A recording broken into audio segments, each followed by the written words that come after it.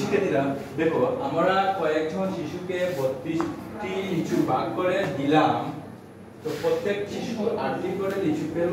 কতজন শিশুকে লিচু দেওয়া হলো, আমরা কতজন শিশু লিচু পাইছিলাম সেটা বের করব। তাহলে আমরা প্রথমে লিখতে পারি 8টি লিচু,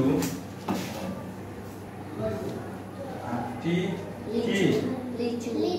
লিচু যেহেতু বলতে পেল 8টি লিচু পেল কতজন শিশু, একজন শিশু, ঠিক আছে, একজন শিশু, ঠিক আছে। তারপর কয়টি লিচু আছে বলো তো দেখি, মোট মোট 32টি, ঠিক আছে। তাহলে 32টি লিচু পেল, অবশ্যই কম হবে, কমলে ভাগ হবে, তাহলে 32 ভাগ 8 জন শিশু। তাহলে এটাকে ভাগ করব, 8 দিয়ে 32 কে ভাগ করলে কত হবে দেখো, 4 8 32, ঠিক আছে।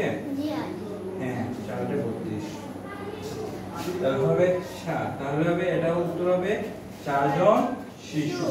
হ্যাঁ তাহলে উত্তর কি হবে, 4 জন শিশু। বুঝতে পারছো তোমরা? জি।